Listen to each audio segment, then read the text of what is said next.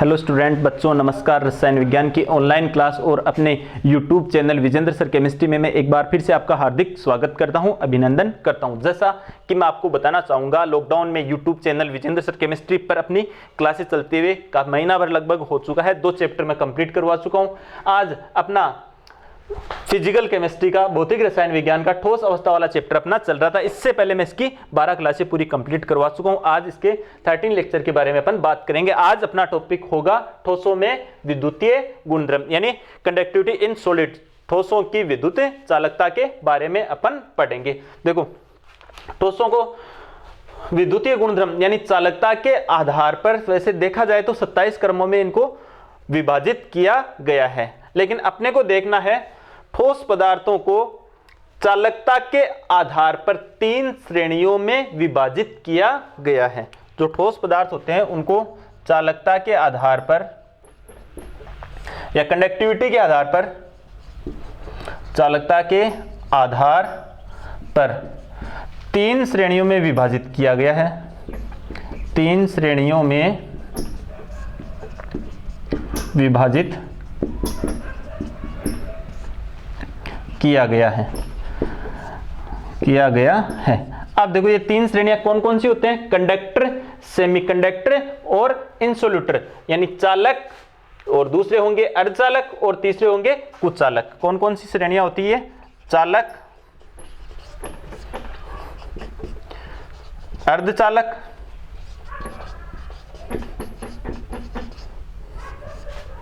और तीसरे कौन से होंगे? कुचालक। इनको अपन कंडक्टर कहते हैं, सेमीकंडक्टर कहते हैं, और इनको क्या कहते हैं? इंसुलेटर के नाम से जानते हैं।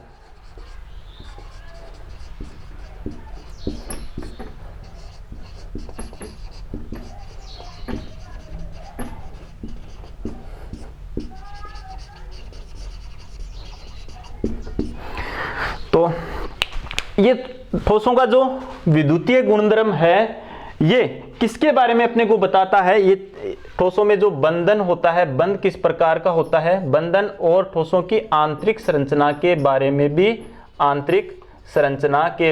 भी अपने को बताता है। यानी ठोसों की जो विद्युतीय गुणधर्म है, जो ठोसों की जो चालकता है, उससे अपने को ठोसों की आंतरिक संरचना और इनके अंदर किस प्रकार की बॉन्डिंग होती है उसके बारे में भी अपने को जानकारी प्राप्त होती है, या अपने को इन चीजों के बारे में पता चलता है। तो विद्युतीय गुणधर्म के आधार पर इनमें जो बॉन्डिंग होती है वो किस प्रकार की होती है, बॉन्डिंग के आधार पर ही अपन जो इनकी आंतरिक संरचना होती है उसका पता लगाते हैं।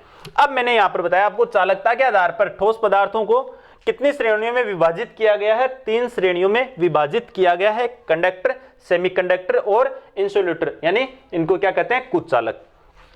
अब देखो, ठोसों की चालकता, इनमें चालकता का मान होता है 10⁻⁻20 ओम इनवर्स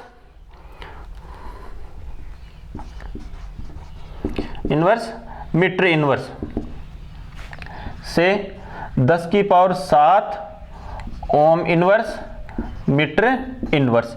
इनकी चालकता की ये रेंज होती है, यहां से लेकर यहां तक इनकी चालकता, ये क्या है? चालकता की यूनिट है ओम इनवर्स और मीटर इनवर्स। मेरा कहने का मतलब, ठोसों में इनमें चालक, अर्धचालक और कुचालक में चालकता की रेंज क्या होगी? 10⁻⁻20 ओम इनवर्स मीटर इनवर्स से 10⁻7। ये देखो, ये कम है, इधर आने पर क्या हो रही है? बढ़ रही है। इतनी ओम इनवर्स मीटर इनवर्स इनमें चालकता की रेंज होती है, इतनी ये चालकता शो करते हैं। क्लियर हुई ये बात? अब देखो, अपन आगे बात करेंगे। सबसे पहले बात करते हैं अपन चालकों के बारे में। सबसे पहले अपन बात करते हैं किसके बारे में? बात करेंगे चालक।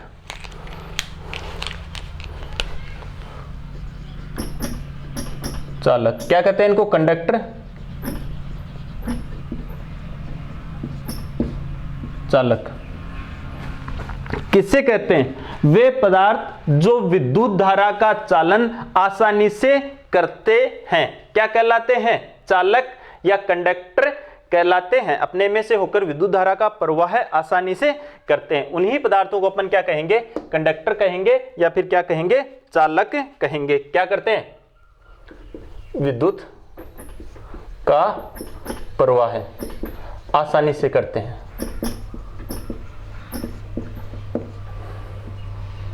करते हैं, चालक कहलाते हैं। अब देखो ये विद्युत धारा का प्रवाह करते किसके द्वारा है, किसके माध्यम से विद्युत धारा का प्रवाह करते हैं? ये विद्युत धारा का प्रवाह करते हैं इलेक्ट्रॉन के द्वारा, इलेक्ट्रॉन के प्रवाह के द्वारा और तथा आयनों के प्रवाह के द्वारा। जो चालक होते हैं उनमें चालकता की रेंज होती है 10 की पावर 4 से 10 की power 7 ohm inverse metre inverse. इनमें चालकता की रेंज क्या होती है? ये होती है, यानी वे पदार्थ जो विद्युत धारा का चालन या अपने में से होकर आसानी से विद्युत धारा का प्रवाह करते हैं, क्या कहलाते हैं? कंडक्टर कहलाते हैं, या फिर मैं कहूं क्या कहलाते हैं? चालक कहलाते हैं। फिर मैंने बताया इनकी चालकता की रेंज कितनी होती है? 10 की power 4 ohm inverse metre inverse से 10 की power 7 ohm inverse metre inverse इनकी चालकता की रेंज होती है। अब इनमें विद्युत धारा का प्रवाह किसके कारण होता है? इलेक्ट्रॉन के प्रवाह के द्वारा होता है और आयनों के प्रवाह के द्वारा इनमें विद्युत धारा का चालन होता है। इलेक्ट्रॉन के प्रवाह के द्वारा विद्युत धारा का चालन किसमें होता है? ठोस धातुओं में। किसमें होता है? ठोस धातुओं में। जो सॉलिड मेटल होती है, जो ठोस धातुएं होती है, उनमें विद्युत धारा का चालन किसके द्वारा होता है? इलेक्ट्रॉन के द्वारा। और विलयन में जो विलयन होता है, जैसे विद्युत अपघट्य पदार्थ का विलयन होगा, जैसे मैं कहूं NaCl का विलयन। किसका विलयन? NaCl का विलयन। इसमें क्या रहेंगे? Na+ आयन रहेंगे और कौन से आयन रहेंगे? Cl- आयन रहेंगे। तो Cl- आयन कौन से इलेक्ट्रोड की ओर जाएंगे? कैथोड, ये एनायन एनोड की ओर जाएंगे और कैटायन किसकी ओर जाएंगे? कैथोड की ओर जाएंगे। ये कैथोड की ओर जाएंगे और ये एनायन किसकी ओर जाएंगे? एनोड की ओर जाएंगे। यानी कि ये परस्पर क्या करेंगे? विपरीत आवेशित इलेक्ट्रॉनों की ओर क्या करेंगे? गमन करेंगे। आयन गमन करेंगे तो इनमें क्या होगा? विद्युत का चालन होगा। तो मैंने बताया ठोस धातुओं में जो ठोस धातु होती है उनमें विद्युत का चालन किसके द्वारा होता है? इलेक्ट्रॉन के द्वारा होता है। और जो विद्युत अपघटनी विलयन होते हैं, जैसे NaCl का विलयन, इनमें विद्युत धारा का चालन किसके द्वारा होता है? इनमें विद्युत धारा का प्रवाह आयनों के द्वारा होता है। आयन विपरीत आवेशित इलेक्ट्रोडों की ओर क्या करते हैं? गमन करते हैं। आयनों का गमन होने पर ही विद्युत धारा का क्या होता है? प्रवाह। अब देखो कंडक्टिविटी, इनकी कंडक्टिविटी लगभग 10 की power 7 ohm inverse metre inverse के रेंज की होती है और इनकी थोड़ी क्या होती है? कम, 10 की पावर 4 ओम इनवर्स और मीटर इनवर्स इनकी क्या होती है? थोड़ी कम होती है। तो इनकी कितनी होती है? 10 की पावर 4 ओम इनवर्स और ये मीटर इनवर्स। तो यहां पर ये बात समझ में आ गई, जो ठोस पदार्थ होते हैं उनमें विद्युत धारा का प्रवाह किसके द्वारा होगा? इलेक्ट्रॉन के द्वारा। इनमें ये विद्युत का चालन जो आयनों द्वारा होता है उनकी तुलना में क्या करते हैं? थोड़ा ज्यादा करते हैं। तो इसमें यही बताना है, चालक वे पदार्थ जो विद्युत धारा का प्रवाह अपने से होकर आसानी से करते हैं, कंडक्टर कहलाते हैं। इनकी चालकता की रेंज क्या होती है? 10 की power 4 ohm inverse metre inverse से 10 की power 7 ohm inverse metre inverse होती है। ये दो प्रकार के होते हैं। ठोस धातुएं जिनमें विद्युत धारा का प्रवाह इलेक्ट्रॉन के द्वारा होता है, उनमें विद्युत धारा का प्रवाह क्या होते हैं? इनमें कंडक्टिविटी थोड़ी क्या रहती है? ज्यादा, 10 की पावर 7 के लगभग बताई मैंने। दूसरा बताया विद्युत अपघट्य पदार्थ जो होते हैं वो विलयन में विद्युत धारा का प्रवाह आयनों के प्रवाह के द्वारा करते हैं। उनमें विद्युत धारा का जो चालन है वो रेंज है कितनी होती है? 10 की power 4 ohm inverse metre inverse आपको मैंने बताई। तो ये चालक आपको सभी को क्या रहने चाहिए? क्लियर रहने चाहिए। अब अपन बात करते हैं दूसरे कौन से होते हैं? अर्धचालक। ये 10 की पावर से कितना होता है? 10 की power 7 ohm inverse metre inverse. दूसरे हैं सेमीकंडक्टर, इनको क्या कहते हैं? अर्धचालक कहते हैं। पहले कौन से थे? चालक, दूसरे हैं अर्धचालक।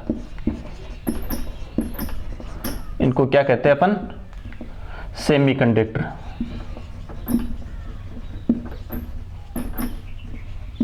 अर्धचालक या इनको क्या कहते हैं अपन? सेमीकंडक्टर कहते हैं। देखो इनकी चालकता की रेंज क्या होती है? इनकी चालकता की प्रास क्या होती है?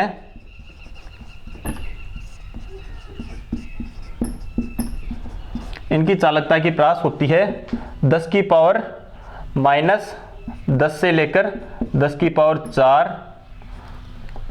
10 की ओम इनवर्स और ये मीटर इनवर्स। इनमें चालकता की प्रयास क्या होती है, 10 की power minus 10 ohm inverse metre inverse से 10 की पावर 4। इसको ऐसे भी लिख सकते हैं, यहां पर मैं लिखूं 10 की power minus 10 ohm inverse metre inverse से कितनी होती है, 10 की power 4 ohm inverse metre inverse. चालकता की क्या होती है, इनमें रेंज होती है, या फिर मैं कहूं चालकता की प्रयास इनमें ये पाई जाती है।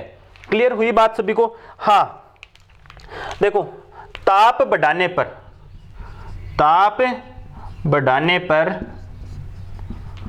अर्धचालकों की चालकता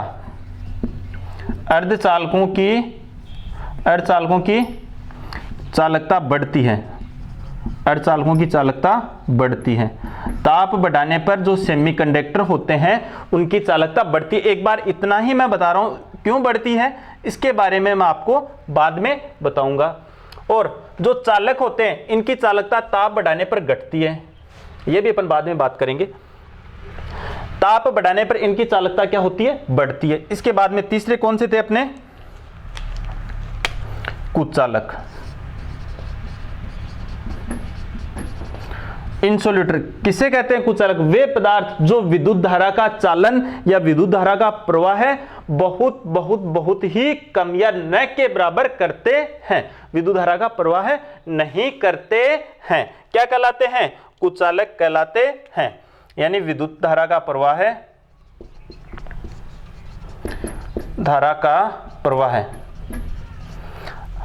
नहीं करते, या फिर क्या कह सकते हैं, बहुत ही अल्प मात्रा में करते हैं, क्या कहलाते हैं, कुचालक कहलाते हैं। इनकी चालकता की रेंज कितनी होती है, 10 की power minus 20 ohm inverse metre inverse से 10 की power minus 10 ohm inverse metre inverse होती है।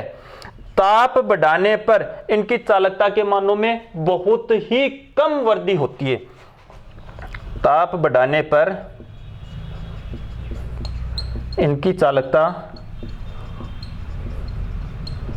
में वृद्धि बहुत ही कम होती है, बहुत ही कम होती है।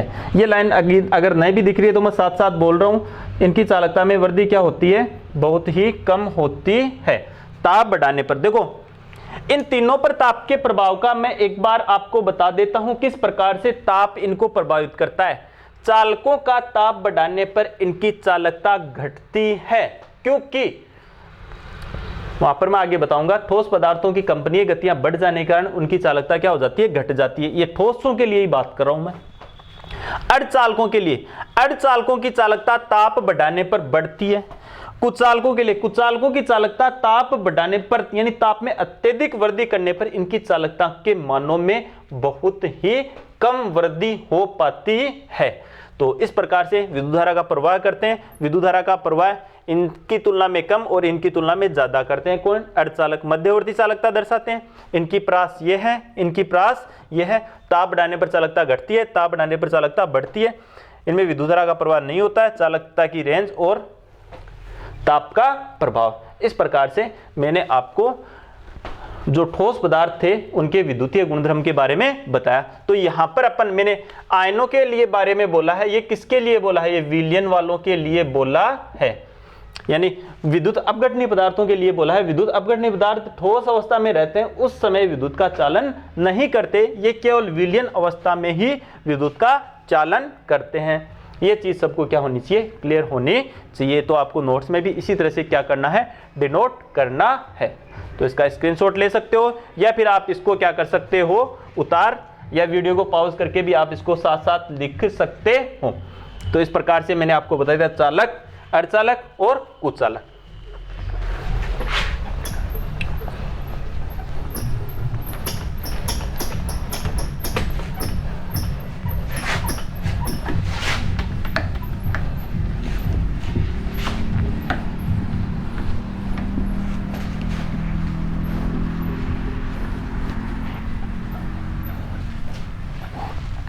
तो ये ठोसों के कौन से गुणधर्म की बात हुई?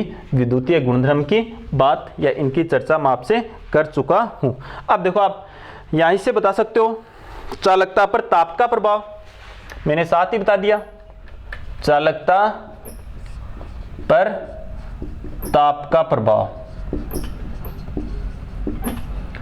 टेम्परेचर इफेक्ट ऑन कंडक्टिविटी, चालकता पर ताप का प्रभाव। चालकता पर ताप का प्रभाव मैंने आपको सभी को बता दिया है, और वो भी इस प्रकार से बताया है कि चालकों का ताप बढ़ाने पर, जो चालक होते हैं इनका ताप बढ़ाएं तो चालकता क्या होती है?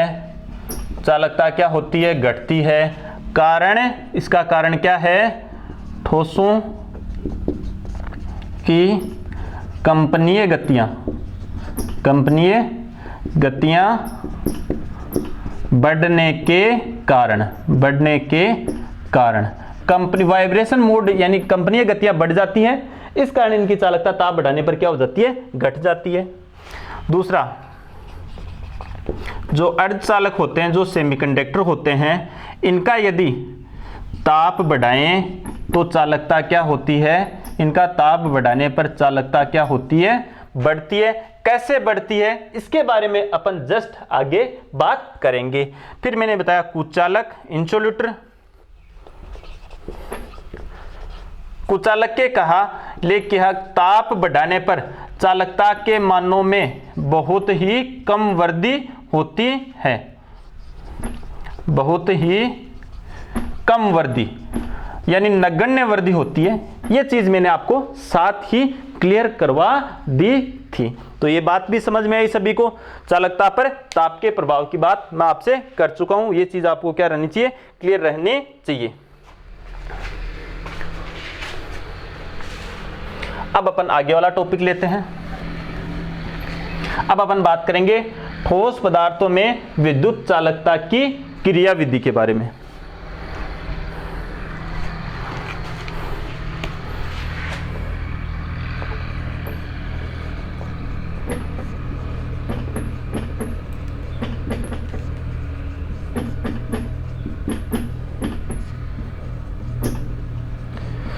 देखो, जो ठोस पदार्थ होते हैं, वैसे ठोसों में चालकता की बात करें तो ठोस चालकता के आधार पर जो चालक होते हैं उन्हीं की अपन बात करें तो चालक दो प्रकार के पहले बता चुका हूं मैं आपको, धात्विक चालक और विद्युत अपघटनी चालक। धात्विक चालकों में विद्युत का चालन होता है इलेक्ट्रॉन की गति के कारण, और विद्युत अपघटनी चालकों में विद्युत का प्रवाह होता है या विद्युत धारा का चालन होता है आयनों की गति के कारण। अब देखो, अपन ठोस पदार्थों में क्या देखेंगे? विद्युत चालकता। देखो, विद्युत चालकता, इसको अपन यहां पर क्रियाविधि को अपन बेंड सिद्धांत के आधार पर समझेंगे। किसके आधार पर? बेंड सिद्धांत के आधार पर। आधार पर किस आधार पर समझेंगे? बेंड सिद्धांत के आधार पर। ठोस पदार्थों में विद्युत चालकता की क्रियाविधि को, जो ठोस पदार्थ हैं, ठोसों में ही देख रहे हैं अपन, ठोस सॉलिड स्टेट ही है, विद्युत चालकता की क्रियाविधि को कौन से सिद्धांत के आधार पर समझेंगे अपन? बेंड सिद्धांत के आधार पर समझते हैं। देखो, किसी भी पदार्थ की या किसी भी ठोस की, किसकी? ठोस की, जो ठोस पदार्थ होता है उसकी विद्युत चालकता किस पर निर्भर करती है? उसके संयोजकता, संयोजकता कोष के इलेक्ट्रॉन की संख्या पर निर्भर करती है। किस पर निर्भर करती है? संयोजकता कोष के इलेक्ट्रॉन की संख्या पर निर्भर करती है। जो भी ठोस पदार्थ होते हैं उनकी विद्युत चालकता उन ठोस पदार्थों के संयोजकता कोष के इलेक्ट्रॉनों की संख्या पर निर्भर करती है। कौन? ठोस पदार्थों की या ठोसों की विद्युत चालकता। किसकी विद्युत चालकता? जो ठोस होते हैं उनकी, जो ठोस पदार्थ होते हैं उनकी विद्युत चालकता किस पर निर्भर करती है? उसके संयोजकता कोष के इलेक्ट्रॉन की संख्या पर। यदि संयोजकता कोष में, संयोजकता कोष, इसको बाह्यतम कोष भी कहते हैं, बाह्यतम कोष में इलेक्ट्रॉन की संख्या अधिक है, संयोजकता कोष में इलेक्ट्रॉन की संख्या अधिक है तो उस ठोस की चालकता क्या होगी? चालकता अधिक होगी। चालकता क्या होगी? उसकी अधिक होगी। इसी प्रकार में आयनों की बात करें, जो विद्युत अपघट्य पदार्थ होते हैं उनमें आयनों की संख्या बढ़ने पर चालकता क्या होती है? बढ़ती है। यहां पर अपन ठोसों की बात कर रहे हैं। ठोसों की विद्युत चालकता उनके संयोजकता कोष के इलेक्ट्रॉनों की संख्या पर निर्भर करती है। यदि संयोजकता कोष में इलेक्ट्रॉन अधिक संख्या में है तो उन ठोसों की चालकता भी क्या होगी? अधिक होगी। इसके बाद में मैंने बताया चालकता की क्रियाविधि को किस सिद्धांत के आधार पर समझाया जाता है? बेंड सिद्धांत के आधार पर। कौन से सिद्धांत के आधार पर? बेंड सिद्धांत के आधार पर। ठोसों में विद्युत चालकता किस आधार पर समझाई जाती है? बेंड सिद्धांत के आधार पर समझाई जाती है। देखो बेंड सिद्धांत के आधार पर कैसे समझाई जाती है? कोई भी धात्विक ठोस होता है, कौन होता है? धात्विक ठोस। पहले मैं लिख दूं, ठोसों में विद्युत चालकता बेंड सिद्धांत के आधार पर, बेंड सिद्धांत के आधार पर समझाई जाती है। अगर नहीं दिख रहा है तो मैं बोल रहा हूं ठोसों में विद्युत चालकता किस सिद्धांत के आधार पर समझाई जाती है? बेंड सिद्धांत के आधार पर समझाई जाती है।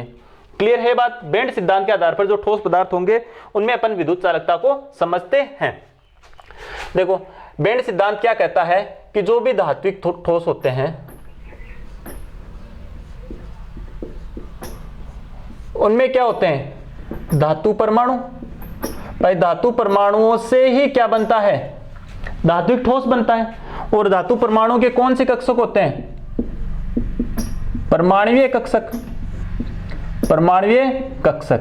अब अपन पढ़ते हैं एमओटी में। एमओटी में अणु कक्षक सिद्धांत, मॉलिक्यूलर ऑर्बिटल थ्योरी।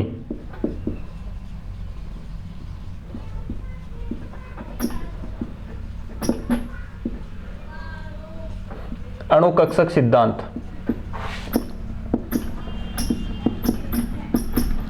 यह सिद्धांत अपने को क्या कहता है कि परमाणुवीय कक्षक मिलकर के आणविक कक्षकों का निर्माण करते हैं। क्या कहता है? Atomic orbital. परमाणुवीय कक्षक, परमाणुवीय कक्षक मिलकर आणविक कक्षकों का निर्माण करते हैं। कौन से कक्षकों का निर्माण करते हैं? आणविक कक्षकों का निर्माण करते हैं। अब ये जो आणविक कक्षक हैं, इस प्रकार बने हुए आणविक कक्षक, इस प्रकार बने हुए आणविक कक्षकों में ऊर्जा अंतराल क्या रहता है? बहुत ही कम। इस प्रकार बने हुए आणविक कक्षकों में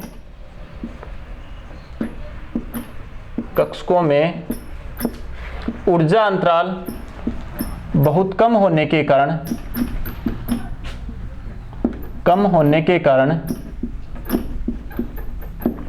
कारण वे एक दूसरे के पास, वे परस्पर एक दूसरे से सटे हुए स्थित होते हैं तथा एक बैंड के समान दिखाई देते हैं, तथा बैंड के समान दिखाई देते हैं। ये चीज देखो, मैंने एक बार फिर से आपको मैं समझाता हूं। जो ठोस पदार्थ होते हैं उनमें चालकता को समझाया जाता है बैंड सिद्धांत के द्वारा। कैसे समझाया जाता है? एक धात्विक ठोस होता है, उसका निर्माण होता है बहुत सारे धातु परमाणु से। धातु परमाणु में क्या होते हैं, उनके परमाणुीय कक्षक। एमओटी अणुकक्षक सिद्धांत क्या कहता है, परमाणुीय कक्षक मिलकर के आणविक कक्षकों का निर्माण करते हैं, और उन आणविक कक्षकों में ऊर्जा अंतराल क्या रहता है, बहुत ही कम, यानी वो एक दूसरे के पास सटे हुए स्थित होते हैं, और ऊर्जा अंतराल कम और परस्पर एक दूसरे के पास सटे हुए स्थित होने के कारण वो अपने को कैसे प्रतीत होंगे, एक बैंड के समान प्रतीत होते हैं। अर्थात इनमें चालकता किसके द्वारा समझाई जाती है, बैंड सिद्धांत के द्वारा समझाई जाती है। क्लियर हुई। अब देखो इस आधार पर अपन देखते हैं, बैंड सिद्धांत के आधार पर ही ठोस पदार्थों को 3 श्रेणियों में विभाजित किया गया है। बैंड सिद्धांत के आधार पर, बैंड सिद्धांत के आधार पर जो ठोस होते हैं, जो ठोस पदार्थ होते हैं, ठोस पदार्थों को कितनी श्रेणियों में, ठोस पदार्थों को 3, कौन कौन से, चालक, अर्धचालक, अर्धचालक एवं कुचालक, कुचालक में विभाजित किया गया है। 3 श्रेणियों में या 3 भागों में विभाजित किया गया है। देखो चालक तो कौन सी होती है, जो चालक कंडक्टर कौन से होते हैं, इसमें सभी धातुएं आती है। क्या आती हैं, सभी धातुएं। अब देखो अभी मैं बात करता हूं इनकी। अब इस बैंड सिद्धांत के आधार पर ही क्या बताया गया है कि एक तो होता है संयोजकता बैंड, या इसको अपन क्या कहते हैं, संयोजकता, संयोजकता कोष भी कहते हैं, और एक होता है चालन बैंड, इसको क्या कहते हैं अपन, चालकता बैंड या चालन बैंड या चालकता बैंड भी कहते हैं इसको, चालकता बैंड, या इसको क्या कह देते हैं, चालकता कोष के नाम से भी इसको अपन जानते हैं। चालकता कोष भी इसको अपन क्या कहते हैं।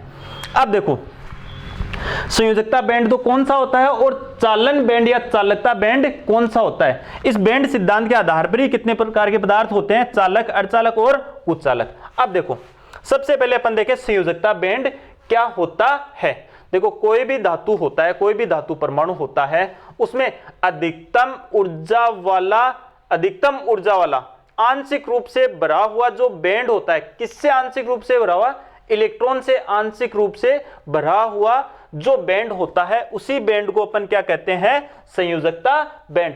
और संयोजकता बैंड से जस्ट ऊपर जो रिक्त बैंड होता है, संयोजकता बैंड से जस्ट ऊपर जो रिक्त बैंड होता है, उसी बैंड को अपन क्या कहते हैं, चालन बैंड कहते हैं, चालकता कोष कहते हैं, या फिर चालकता बैंड के नाम से जानते हैं। ये चीज सबको क्लियर होनी चाहिए।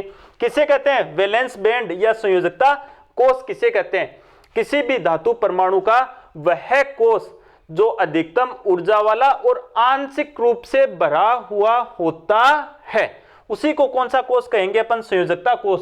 जो आंशिक रूप से भरा हुआ और अधिकतम ऊर्जा वाला हो, कौन सा हो, आंशिक रूप से भरा हुआ, आंशिक रूप से भरा हुआ अधिकतम ऊर्जा वाला, अधिकतम ऊर्जा वाला जो कोष है वो कौन सा कोष कहलाता है, संयोजकता बैंड कह दो, या फिर उसको क्या कह सकते हैं अपन, संयोजकता कोष कह सकते हैं। चालन बैंड या चालन कोष या चालकता बैंड किसे कहते हैं, इस संयोजकता बैंड के जस्ट ऊपर जो रिक्त कोष होता है, संयोजकता कोष बोले चाहे संयोजकता क्या बोले, बैंड के अगला जो रिक्त बैंड होता है, रिक्त बैंड या फिर क्या बोले जो रिक्त कोष होता है, उस रिक्त कोष को ही क्या कहते हैं अपन, चालन, या फिर क्या कहते हैं उसको, चालकता बैंड कहते हैं। क्या कहते हैं उसको, चालन बैंड अथवा चालकता बैंड के नाम से जानते हैं। क्लियर है। अब देखो संयोजकता बैंड और चालकता बैंड के आधार पर ही ये क्या है, बैंड सिद्धांत, मतलब बैंड सिद्धांत क्या बताता है, बैंड थ्योरी क्या बताती है, वैलेंस बैंड, संयोजकता बैंड और चालन बैंड के बारे में बताती है। इन दोनों बैंडों के आधार पर ही ठोस पदार्थों को चालक, अर्धचालक और कुचालकों में डिवाइडेशन करा गया है इनका, या मैं कहूं विभेदन किया गया है। देखो यहां पर मैं ये बना रहा हूं, ड्रॉ कर रहा हूं, ऊपर की ओर है यह है ऊर्जा।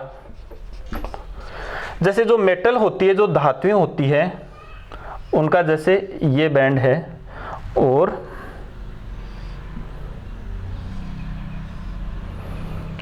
ये नीचे वाला कौन सा है, यह है संयोजकता बैंड, संयोजकता बैंड, और ये रिक्त है, यह है चालन बैंड। अब देखो ये दोनों एक दूसरे के ऊपर क्या रहते हैं, अतिव्यापित रहते हैं। क्या रहते हैं, अतिव्यापित। एक दूसरे के ऊपर क्या रहते हैं, ये अतिव्यापित, और ये अतिव्यापित है, तो इस क्षेत्र को अपन कौन सा बैंड कर देते हैं, अतिव्यापन बैंड कर देते हैं। कौन सा बैंड कर देते हैं इसको, अतिव्यापन बैंड। कौन सा बैंड कहेंगे इसको, अतिव्यापन बैंड। देखो जो ठोस पदार्थ होंगे उनमें विद्युत का चालन किसके कारण होगा, इलेक्ट्रॉनों की गति के कारण। इलेक्ट्रॉन जब संयोजकता बैंड से, नीचे वाले बैंड से चालन बैंड में जाएंगे तो विद्युत का क्या होगा, चालन होगा। क्लियर है। अगर इनके बीच गैप या ऊर्जा अंतराल कम होता है तो इलेक्ट्रॉन आसानी से संयोजकता बैंड से चालन बैंड में चला जाएगा और विद्युत का क्या करेगा, चालन करेगा। क्लियर है।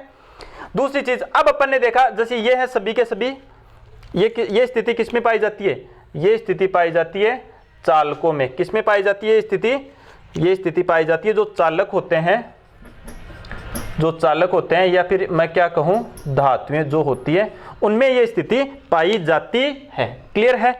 दूसरी बात करूं मैं अर्धचालकों की। देखो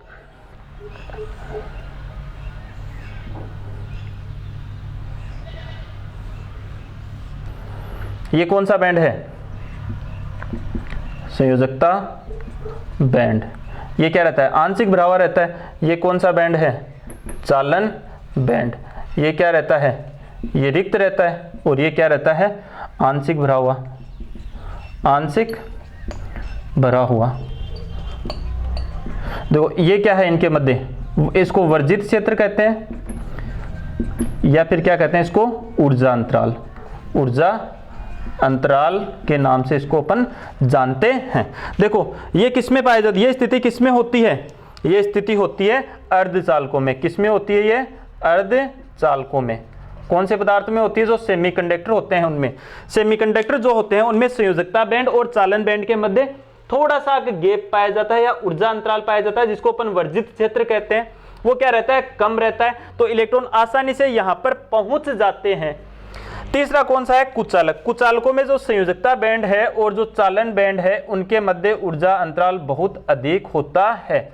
इसको क्या कहते हैं अपन, वर्जित क्षेत्र ये बोल सकते हैं, या फिर इसको अपन क्या बोलते हैं, इसको ऊर्जा अंतराल भी इसको अपन कहते हैं, ऊर्जा अंतराल। ये कौन सा बैंड है, ये चालन बैंड है, या क्या है, रिक्त कोश है। और ये कौन सा बैंड है, संयोजकता बैंड है। ये कैसा भरा होता है, ये आंशिक भरा होता है। ये ऊर्जा अंतराल क्या है, अधिक है यहाँ पर, तो इलेक्ट्रॉन यहाँ से यहाँ पर नहीं पहुँच सकते। ये स्थिति किस में पाई जाती है, ये स्थिति पाई जाती है कुचालकों में। किस में पाई जाती है, सुन रहा है नाम, किसमें, मैं फिर से लिखता हूँ, ये क्या है, इधर क्या है, कुचालक। ये स्थिति किसमें पाई जाती है, कुचालकों में पाई जाती है। क्लियर है बात सभी को। देखो संयोजकता बैंड और चालन बैंड के मध्य जो ऊर्जा अंतराल पाया जाता है उसको वर्जित क्षेत्र या ऊर्जा अंतराल कहते हैं। एक चीज नया नाम आया है, यह है ऊर्जा अंतराल कहें, या फिर इसको क्या कहते हैं अपन, वर्जित क्षेत्र कहते हैं। ये वर्जित क्षेत्र ये किस किस के मध्य पाया जाता है, ये संयोजकता बैंड, संयोजकता बैंड और चालन बैंड के मध्य, चालन बैंड के मध्य। इन दोनों बैंडों के मध्य ये जो ऊर्जा अंतराल रहता है उसी ऊर्जा अंतराल को क्या कहते हैं अपन, वर्जित क्षेत्र अथवा ऊर्जा अंतराल के नाम से जानते हैं। ठीक है। अगर संयोजकता बैंड और चालन बैंड परस्पर एक दूसरे पर अतिव्यापित हो जाएं, ओवरलैप हो जाएं, तो आसानी से संयोजकता बैंड के इलेक्ट्रॉन चालन बैंड में चले जाएंगे और विद्युत धारा का चालन वहां पर आसानी से होगा। इलेक्ट्रिसिटी का जो कंडक्शन है या जो फ्लो है वो आसानी से इजी वे में होगा। वो क्या होंगे? चालक होंगे, और वो सभी क्या होंगी? धातुएं होंगी, क्योंकि जो मेटल होती है वो विद्युत धारा की अच्छी चालक होती है। तो कंडक्टरों में क्या होता है? कंडक्टर किसे कहेंगे? बैंड सिद्धांत के आधार पर कंडक्टर क्या होते हैं?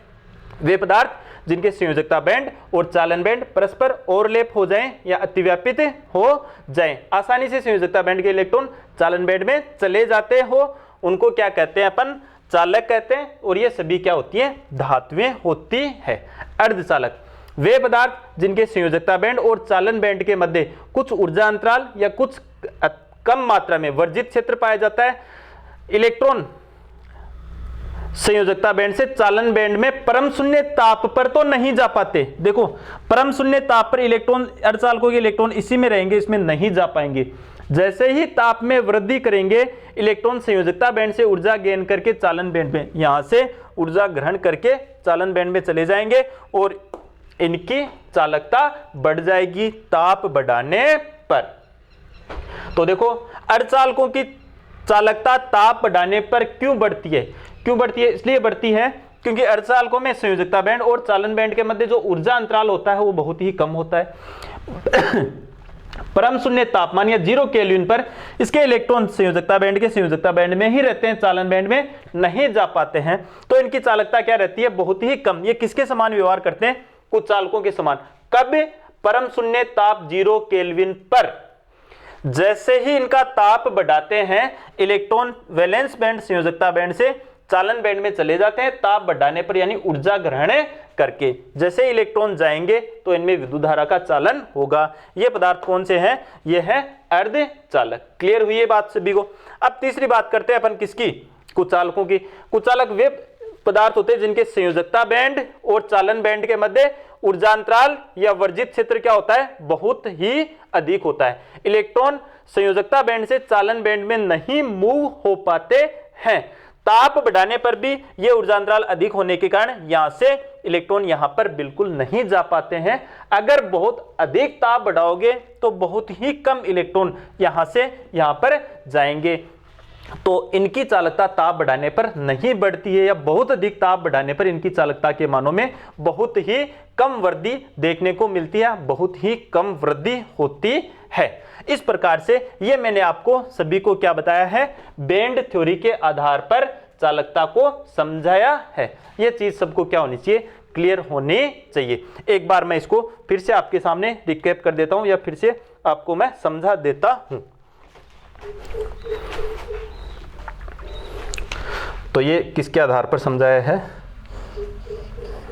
इधर क्या है? ये चालक मैंने लिख दिया यहाँ पे। ये क्या है? चालक। इसमें सभी ये चालक, ये अर्धचालक और ये क्या है? कुचालक। अब देखो कैसे बताया है मैंने। सबसे पहले मैं बात करता हूं ठोसों में विद्युतीय गुणधर्म। आज की क्लास में अपन ने बात करी, इस आधार पर मैंने कहा विद्युतीय गुणधर्म या चालकता के आधार पर इनकी आंतरिक संरचना और बॉन्डिंग के बारे में अपने को इनका पता चलता है। इस आधार पर ये 3 प्रकार के चालक, रेंज 10⁴ से 10⁷ ओम इनवर्स मीटर इनवर्स, ठोस में इलेक्ट्रॉन के कारण और विलयन में आयनों के कारण विद्युत का चालन। अर्धचालक, अर्धचालक क्या होते हैं? विद्युत धारा का चालन चालकों से कम और कुचालकों से ज्यादा होता है। इसमें range 10⁻⁻10 ohm inverse metre inverse से 10⁴ ओम इनवर्स मीटर इनवर्स आपको मैंने इसमें बताई। क्लियर है? फिर इसके बाद में मैंने बताया कुचालक, कुचालकों विद्युत धारा का फ्लो नहीं करते हैं, इलेक्ट्रिसिटी का कंडक्शन ये नहीं करते हैं, और इनकी range 10⁻20 ohm inverse metre inverse से 10⁻10 ओम इनवर्स मीटर इनवर्स। ये बताया मैंने। ताप का प्रभाव, जो चालक होते हैं ठोस चालक, उनका ताप बढ़ाने पर चालकता घटती है क्योंकि कंपनीय गतियां वहां पर बढ़ती है। अर्धचालकों का ताप बढ़ाने पर चालकता बढ़ती है, वो यहां पर मैंने एक्सप्लेन कर दिया। कुछ चालकों का ताप बढ़ाने पर चालकता में बहुत ही कम वृद्धि, वो भी कब? जब ताप अत्यधिक मात्रा में अपन बढ़ाएं। क्लियर है ये बात सभी को? फिर मैंने बताया चालकता पर ताप का प्रभाव, ये दोनों क्लियर हो गए आपके। विद्युत चालकता की क्रियाविधि, जो ठोस होते हैं उनमें विद्युत चालकता की क्रियाविधि को बैंड सिद्धांत के आधार पर समझाया जाता है। क्लियर है? जो ठोस होते हैं उनमें विद्युत चालकता निर्भर करती है उनके संयोजकता कोष में उपस्थित इलेक्ट्रॉन की संख्या पर। यदि किसी ठोस पदार्थ के संयोजकता कोष में इलेक्ट्रॉन की संख्या ज्यादा है तो उसकी चालकता ज्यादा होगी, संयोजकता कोष में इलेक्ट्रॉन की संख्या कम है तो उसकी चालकता क्या होगी, कम होगी। तो इस पर निर्भर करती है। क्लियर है। अब देखो ठोसों में विद्युत चालकता बेंड सिद्धांत के आधार पर समझाई जाती है। बेंड सिद्धांत क्या कहता है, जैसे कोई धात्विक ठोस है, उसका निर्माण धातु परमाणु से होता है, धातु परमाणु मिलकर के परमाणुविक कक्षक बनाते हैं, परमाणुविक कक्षक परस्पर अतिव्यापन करके आणविक कक्षकों का निर्माण करते हैं। जैसे 11वीं क्लास में अपन पढ़ते थे, जितनी संख्या में परमाणुविक कक्षक मिलते हैं, इधर दो साइड परमाणुविक कक्षक और नीचे क्या बनाते थे, आणविक कक्षक, कुछ कम ऊर्जा के कुछ अधिक ऊर्जा के, इनको बॉन्डिंग मॉलिक्यूलर ऑर्बिटल बंधी आणविक कक्षक कह रहे थे, ऊपर वाले को क्या कह रहे थे, विपरीत बंधी आणविक कक्षक। तो परमाणुविक कक्षक मिलकर के आणविक कक्षकों का निर्माण करते हैं। उनमें ऊर्जा अंतराल बहुत कम होने के कारण वो अपने को पास पास सटे हुए दिखाई देते हैं, अर्थात एक बैंड की जैसे अपने को वो दिखाई देते हैं। और इस बैंड सिद्धांत के आधार पर ही ठोस पदार्थों में चालकता समझाई जाती है। इस बैंड सिद्धांत के आधार पर दो प्रकार के बैंड बताए गए हैं, एक संयोजकता बैंड, इसको संयोजकता कोष भी कहते हैं, एक चालकता बैंड जिसको चालकता कोष कहते हैं, यानी वैलेंस बैंड और कंडक्शन बैंड। क्लियर है। अब देखो संयोजकता बैंड और चालन बैंड के मध्य जो ऊर्जा अंतराल पाया जाता है उसको वर्जित क्षेत्र या ऊर्जा अंतराल के नाम से जानते हैं। इस ऊर्जा अंतराल के आधार पर ही ठोस पदार्थों को तीन भागों में विभाजित किया गया है। चालक वे पदार्थ जिनमें संयोजकता बैंड और चालन बैंड परस्पर अतिव्यापित कर जाएं, अतिव्यापन क्षेत्र हो, अर्थात संयोजकता बैंड के इलेक्ट्रॉन आसानी से चालन बैंड में चले जाते हैं और विद्युत धारा का चालन वहां पर अधिक होता है। ऐसे पदार्थ क्या हैं, कंडक्टर हैं, चालक है। ऐसी सभी धातुएं होती है। यहां पर ये जो मैंने आपको बताया ये अतिव्यापन बैंड है या नहीं है। फिर मैंने बताया वे पदार्थ जिनमें संयोजकता कोष और चालकता कोष या संयोजकता बैंड और चालकता बैंड के मध्य ऊर्जा अंतराल क्या रहता है, कम रहता है। सामान्य परम शून्य ताप पर संयोजकता बैंड से चालकता बैंड में इलेक्ट्रॉन नहीं जा पाते, लेकिन जैसे ही ताप में वृद्धि करी जाती है तो संयोजकता बैंड से इलेक्ट्रॉन ऊर्जा ग्रहण करके चालकता बैंड में चले जाते हैं। तो ऐसे पदार्थों को अपन क्या कहेंगे, अर्धचालक। अर्धचालक परम शून्य तापमान पर चालकता शो नहीं करते हैं, कुचालकों के समान ही व्यवहार करते हैं, क्योंकि परम शून्य तापमान पर इनके सभी इलेक्ट्रॉन कौन से बैंड में रहते हैं, संयोजकता बैंड में, चालन बैंड में नहीं जाते हैं। क्लियर है ये सभी को। फिर मैंने बताया इंसुलेटर या फिर कुचालक वे पदार्थ जिनके संयोजकता बैंड और चालकता बैंड के मध्य जो ऊर्जा अंतराल है या वर्जित क्षेत्र वो बहुत अधिक होता है, अर्थात संयोजकता बैंड से चालन बैंड में इलेक्ट्रॉन नहीं मूव हो पाते हैं। इनका ताप बढ़ाने पर भी नहीं मूव हो पाते। अगर तापमान में अत्यधिक वृद्धि करेंगे तो कुछ एक इलेक्ट्रॉन संयोजकता बैंड से चालन बैंड में पहुंचेंगे, अर्थात बहुत अधिक तापमान बढ़ाने पर इनकी चालकता में वृद्धि थोड़ी सी अपने को देखने को मिलती है।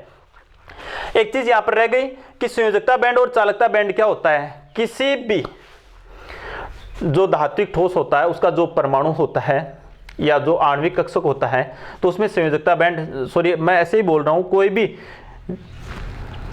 ठोस पदार्थ होता है उनमें जो आणविक कक्षक होते हैं उनमें बात कर रहे हैं, उनमें संयोजकता बैंड कौन सा और चालन बैंड कौन सा है। तो संयोजकता अधिकतम ऊर्जा वाला आंशिक रूप से भरा हुआ बैंड संयोजकता कोष या संयोजकता बैंड, और उससे जस्ट अगला बैंड जो रिक्त होना चाहिए वो क्या कहलाता है, चालन बैंड या अथवा चालकता कोष कहलाता है। इस प्रकार से आज की क्लास में अपन इन सभी चीजों के बारे में अपन ने ध्यानपूर्वक देखा। तो आज की क्लास में इतना ही। सभी को इस प्रकार से नोट्स में नोट डाउन करना है और अच्छे से नोट्स प्रिपेयर करने हैं।